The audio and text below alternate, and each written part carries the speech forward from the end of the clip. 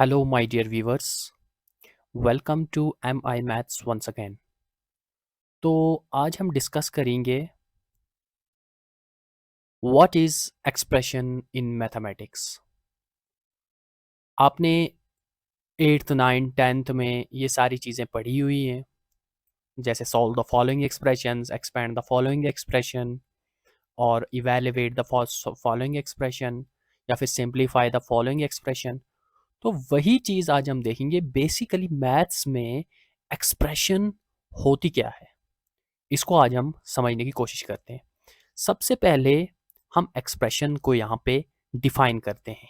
देखिए, एक्सप्रेशन को अगर हम डिफाइन करें तो इस तरह से करेंगे, कोई भी मैथमेटिकल स्टेटमेंट जिसमें नंबर्स होंगे, ओके, थोड़ा मैं इसको आपको लिख के बताता हूँ, जिसमें नंबर्स होंगे, वेरिएबल्स होंगे या फिर कॉम्बिनेशन ऑफ बोथ, या फिर दोनों होंगे, नंबर्स भी होंगे और वेरिएबल्स भी होंगे, और कम से कम एक मैथमेटिकल ऑपरेशन उनके बीच में जरूर होनी चाहिए, राइट। जैसे यहां पे मैं अगर एग्जांपल लूं, सपोज मैंने यहां पे लिखा x प्लस वाई। देखिए, ये x जो है ये एक वेरिएबल है, और जो ये y है ये भी एक वेरिएबल है।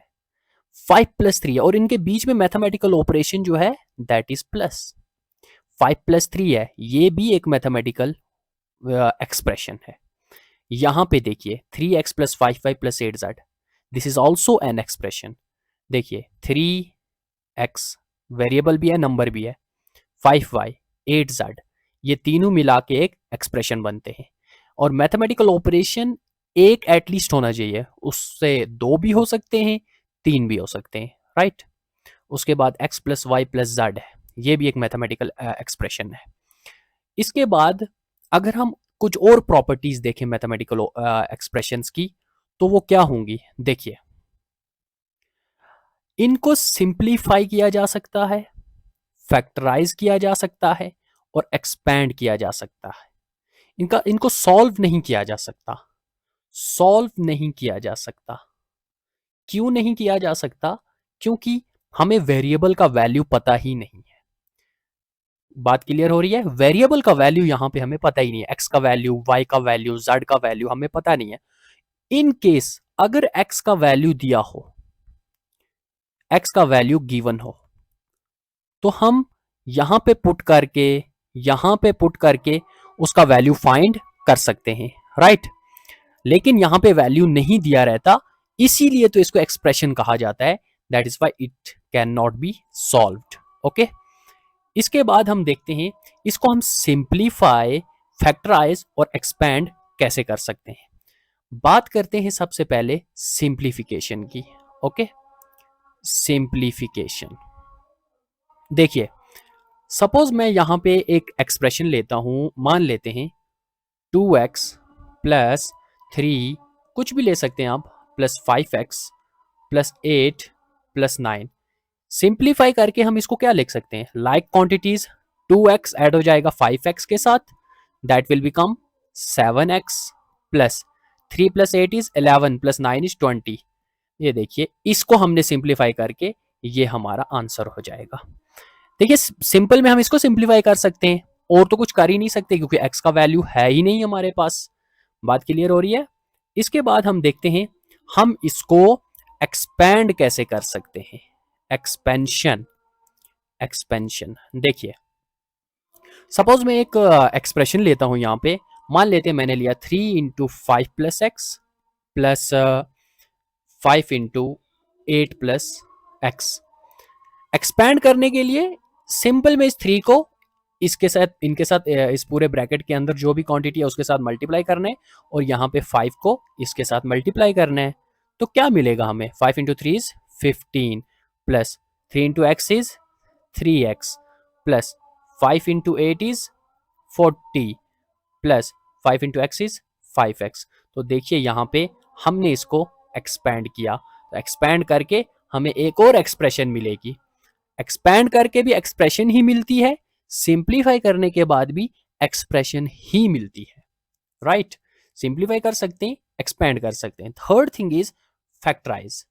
फैक्टराइज, चलिए देखिए हम इसको फैक्टराइज कैसे कर सकते हैं। मान लेते हैं मेरे पास एक एक्सप्रेशन दी हुई है, सपोज 3x प्लस 6 है। ओके, देखिए फैक्टर का मतलब क्या होता है, कुछ मल्टीप्लाई करेंगे हम इसको। देखिए यहाँ पे 3 है और यहाँ पे 6 है। 6 जो है वो 3 का मल्टीपल है। यहाँ पे x है, यहाँ पे x नहीं है, तो 3 को हम कॉमन लेके 3 कॉमन ले लिया, यहाँ पे बचा हमारे पास x प्लस 3 तो ले लिया है, 3 को क्या मल्टीप्लाई करेंगे, 6 आएगा, 2 मल्टीप्लाई करेंगे तो 3 इंटू एक्स प्लस 2 जो है इसके हमारे पास फैक्टर्स आ गए, राइट।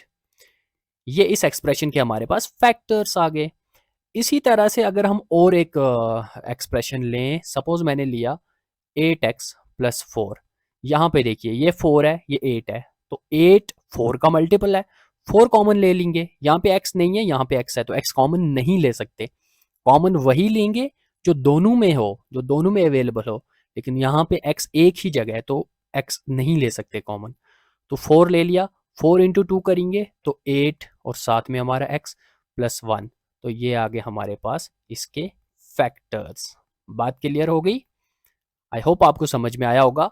एक बार फिर से रिपीट करता हूँ, एक्सप्रेशंस को सिंप्लीफाई किया जा सकता है, एक्सपैंड किया जा सकता है, फैक्टराइज किया जा सकता है। और एक्सप्रेशन में क्या होता है, एक मैथमेटिकल स्टेटमेंट होती है जिसमें नंबर्स होते हैं, वेरिएबल्स होते हैं या फिर कॉम्बिनेशन ऑफ बोथ, राइट। यहाँ पे देखिए ये दोनों वेरिएबल हैं, दोनों नंबर हैं, 3 वेरिएबल हैं, साथ में नंबर्स भी हैं, और यहाँ पे तीनों वेरिएबल हैं। बात क्लियर हो गई? आई होप आपको वीडियो अच्छा लगा होगा। अगर पसंद आया हो तो वीडियो को लाइक और शेयर ज़रूर करें, एंड मैं चाहता हूँ कि आप मेरे चैनल को सब्सक्राइब करें अगर आपको पसंद आ रहा हो। Thank you so much.